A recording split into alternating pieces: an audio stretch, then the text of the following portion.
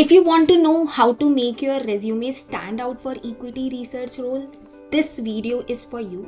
Especially if you are just starting out, you are fresher, or maybe you have taken a few finance courses, or even if you have cleared CFA level 1 but you don't yet have formal work experience. So that's completely fine. You can still showcase your skills through practical self-led projects that reflect how you think, how you analyze, and how you write, because these skills are really important for ER roles. So in this video, I will walk you through 2 example projects that can actually add value to your CV, what to include in those projects, and some useful resources to help you build them, and finally how to write those projects on your resume using the right structure and keywords so they stand out to hiring managers. And if you stay till the end, there is a bonus for you. So let's begin. Why and how these projects are going to help you. So if you're applying for equity research roles, sometimes even a certification like CFA is not enough, especially if your resume does not reflect real world analysis work. So recruiters want to see, have you worked with company data? Do you understand business models? Can you extract insights the way an analyst does? So these projects do 2 things. They boost your resume, given that you can highlight them in your resume, and then they give you better talking points during interview. That's why these projects matter. They show that you have gone beyond passive learning and you have applied skills in a way that mimics real equity research work. So the first project example is to create an equity research report of a listed company. This is one of the strongest ways to showcase your actual analytical skill. It's the same type of work an analyst at brokerage houses or equity research firms do. And even if you prepare a simplified version of that report, makes a big difference. So start by picking a company you follow or a company you are familiar with. If you order from Zomato all the time, you can try Zomato. If you have science background and you're comfortable with the chemical industry, maybe you can look at a chemical company. So the idea is simple. Pick a business you are comfortable diving into, and your report should cover all the main elements, starting from business understanding, leading up to valuation, and then recommendation and your ratings. So here is a structure you can follow. It's based on the actual reports. First page of your report should be a short executive summary. It goes at the top, but you have to write it at last when you have done the entire analysis of a company. You have recommendation, you have done all the financial analysis, but it should be done at the last. You have to mention your stock recommendation, buy, hold or sell, and key drivers and investment thesis along with some key risk. So now basically your first section that you have to work on would be company section. Explain the business model of the company in simple terms. What the company does, how the company is making money, what are the business lines, revenue segment, product segment. So for this, you have to read their annual reports, investor presentation, or RHP if they are recently listed. In fact, you can see other equity research reports as well. Next, step into industry overview. How big is the market? Who are the key players? What are the growth trends and risk in the industry? Then next section, you can highlight recent developments in the company. If the company has taken any strategic moves, if there is any regulatory changes, if there is a leadership change in the company. Then comes the main part, the financial analysis.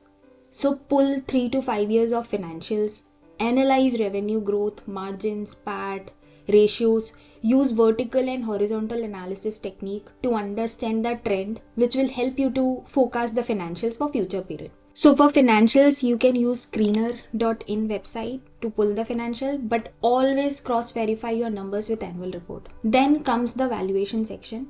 Here you can do DCF and comparables, but be clear with your assumptions. Then come to your investment thesis. Why should someone invest or not invest? Is it a brand moat? Is it a cost leadership? Is it an industry tailwind? Back it up with your valuation and financial analysis insights. You can add a risk section. What could go wrong? What assumptions you have made are most fragile? and finally end with a concise conclusion that wraps your argument. And for this report, you can format the entire thing in a Word document. Use the sample format. This sample format, I have linked this in the description. It's clean, realistic, and great for first timers. And if you're new to modeling or valuation, check out free YouTube videos from Corporate Finance Institute, Wall Street Prep. So they have great series on modeling and valuation. And if you want academic style learning with practical modeling skill, you can also watch Professor Paul Pignatro's video. For deeper conceptual understanding, Professor Aswath Damodaran's valuation courses are excellent. He publishes all his actual classroom lectures on YouTube. You can follow his video. Start with undergraduate course. He has both MBA and undergraduate level.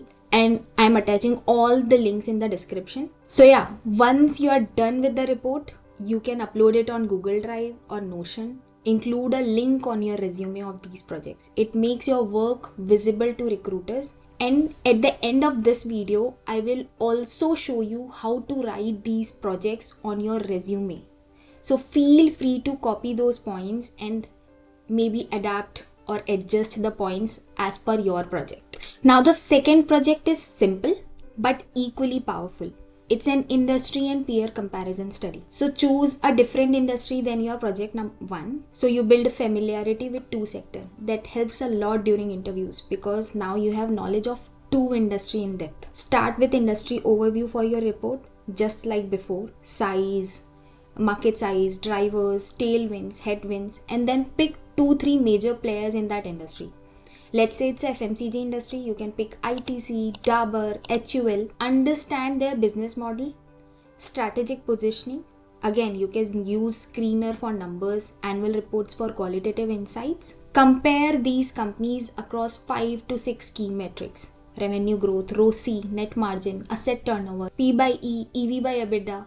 So you are not doing valuation here. This is more about competitive positioning. So you have to answer in your report which company is innovating faster, who is more efficient with capital, who has better brand strength. So these kind of insights are what actually analysts look for. So put all of this into a short 3-4 page summary, clear, well structured and visual if possible. So plot graphs, charts wherever possible.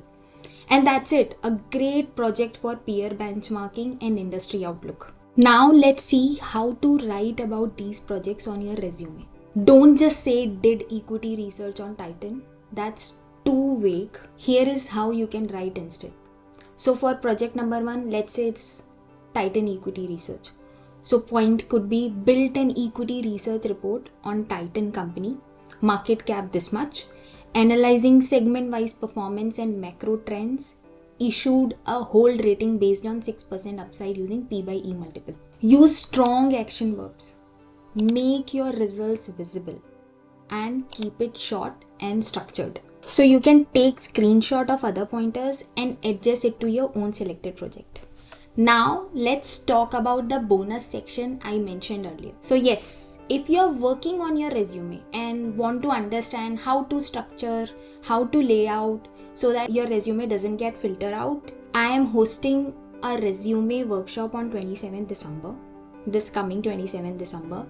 We will cover how to structure your resume, how to use action verbs and ATS friendly sentences, and I will in fact review few real student CVs live, but it's limited to just 250 participants and I have already received 200 registrations. So if you're watching this before December 27, around 50 seats are still open and registration link is in the description. So would definitely love to see you there. And of course, if this video helped you, hit like and subscribe. See you in the next one. Thank you.